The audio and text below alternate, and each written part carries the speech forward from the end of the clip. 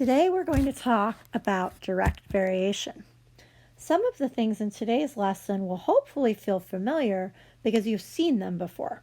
We're going to take an idea that we talked about earlier this year and we're going to review it because it connects with this idea of linear relationships that we've been talking about.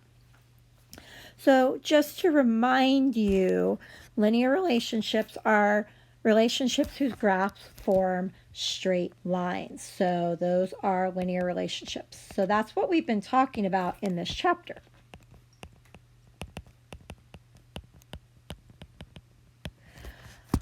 The thing with linear relationships, we've been talking about rate of change, or slope is what we call it if we put that rate of change on a graph.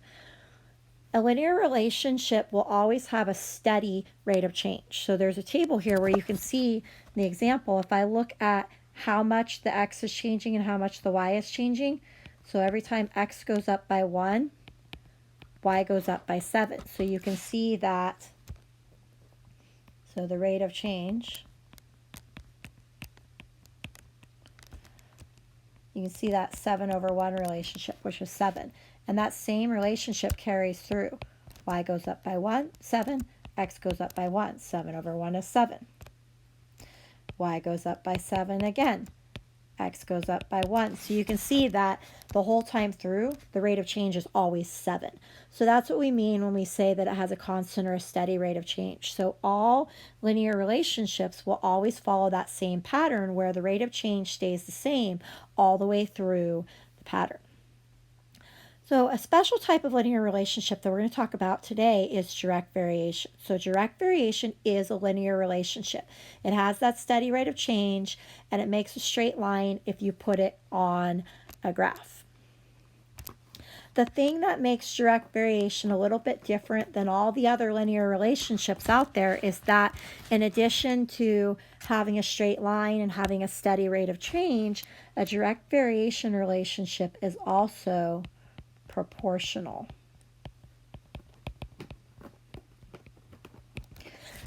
If you remember, we did a little bit with proportional relationships when we talked about proportions earlier this year.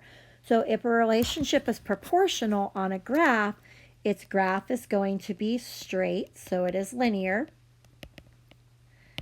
and it's going to pass through 0, 0, or the origin. So something like this, if I made a graph, that's linear, but it is not direct variation because it doesn't pass through 0, 0. So a direct variation relationship would look something like this. So it's a straight line and it goes through this point. So that would be direct variation. So it is linear, same type of graph that we've been talking about in this chapter, but it's a special type of linear. So to remind you the difference, so you need to not confuse finding the rate of change with checking whether something is proportional. So rate of change is how much it's changing. How much do I have to add or subtract to get from one number to another? So like this table up here, you can see we add 1 to x, we add 7 to y. If we wanted to check and see if something is proportional, we would divide the coordinates directly. So I'm going to change color. So the blue color is where we're showing the rate of change. I'm going to use green for us to show whether or not this is proportional. So I'll actually start from the end of this. So if we look at the coordinates directly, so 28/3. So if we were to divide that out,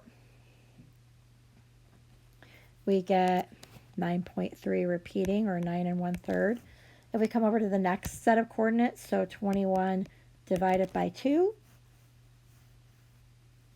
we get 10.5.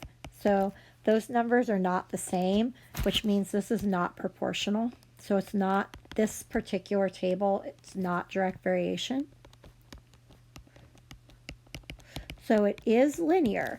It does make a straight line if you graph it, but what this is telling you, if it's not proportion, is that that straight line is not going through 0, 0. It's passing through somewhere else. In this case, it's passing through 0, 7, not 0, 0. So we can actually see it right in the table. But that's a reminder of how we check if something's proportional. So if we want to see if it's proportional, we can directly divide the y by the x and see if that stays the same all the way through. If we want to find the rate of change, we need to see what we're adding or subtracting to get from one point to the next point in the pattern. So in a direct variation relationship, that rate of change, so if you decide, hey, this is linear, it's also proportional, then the rate of change gets a special name. So if haven't noticed yet, we keep renaming the rate of change. So the rate of change kind of takes on different names for different situations. So rate of change on a graph is still rate of change, but we call it slope.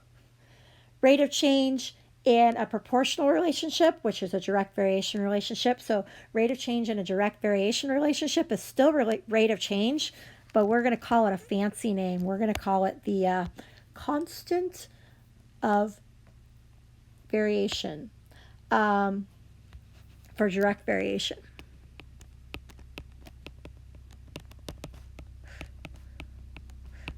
So constant of variation is just a really fancy name for rate of change if the pattern happens to be a direct variation pattern. So if it is a direct variation pattern, you can write an equation really easily for a direct variation pattern. And this is something else that you've seen before because we were doing this earlier this year. So you can write a little equation, y equals a times x. And a is just whatever your rate of change is that you've calculated.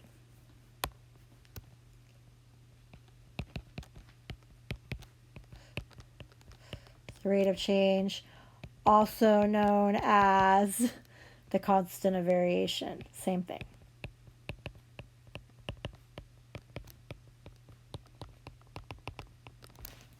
So a couple of examples to get you thinking about working with this.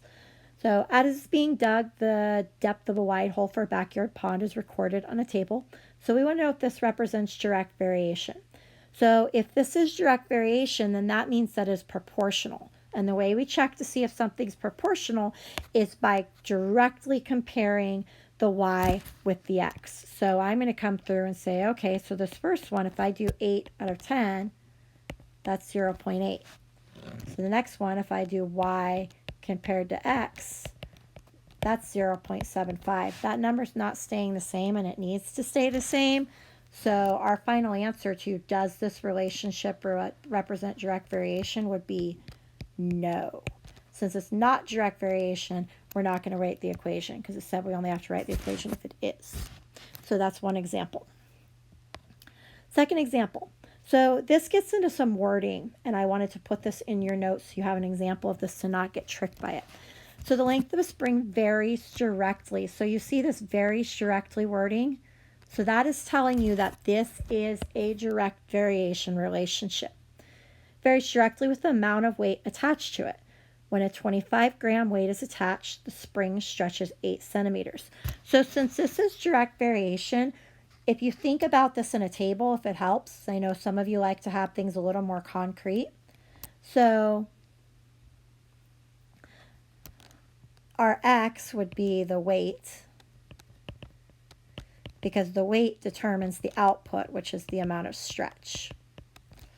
So since this is direct variation, this is basically saying that if we graph this, it would pass through 0, 0, which makes sense because if I don't put any weight on the spring's not going to stretch at all. So whenever it says varies directly or you know it's direct variation, you know you've got that 0, 0 coordinate in there. And then it says, okay, if we put 25 grams of weight on there, the spring is going to stretch to 8 centimeters. So you kind of think of a table that way. So calculate the constant of variation. The constant of variation is the rate of change. So when the weight changes by 25, the spring is going to stretch 8 centimeters. And notice we're starting from 0. So the amount that we're adding ends up just being these numbers, which is why a lot of people would say you divide them correctly. So remember, rate of change is change in y divided by change in x. So that means stretch divided by weight. So we would do 8 divided by 25. And we talked about rate of change dividing out the answer so we can have one number that represents the rate of change. Let's divide that out. That's 0.32. So what this is basically telling you is that you are going to get 0.32 centimeters of stretch for every gram of weight that you add. So since that's our rate of change, we said it's direct variation, we could take our rate of change and drop it straight into this equation outline right here. So if our equation outline is this, and this is where rate of change goes, then we can just drop our rate of change in there. So y equals 0.32 times x. And then we can use this. So use your equation to predict the amount of stretch that results from a 25-pound weight. Well, weight is our x, or our input, so we can just drop that in here if we wanted to use our equation and do 0.32 times 25, and that would give us our amount of stretch that we would get for a, oh, sorry about that, a 50 gram weight. So we want to put a 50 in there, not a 25. My fault. So we could drop a 50 in there since x is the weight and do 50 times 0.32,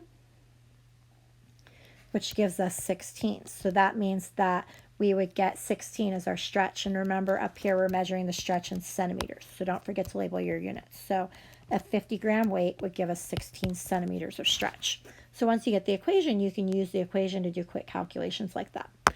So since we talked about proportional relationships and whether or not things are proportional before, there's some overlap with this, but we're coming back and we're revisiting it because proportional relationships are also direct variation, which is a type of linear relationship, and linear relationships are the theme for the chapter. So this is a good place to kind of connect that together with some things that you've done before. At this point, your notes outline should be filled out, so your notes should look like mine. If they do, then you could go ahead and move on and try today's practice.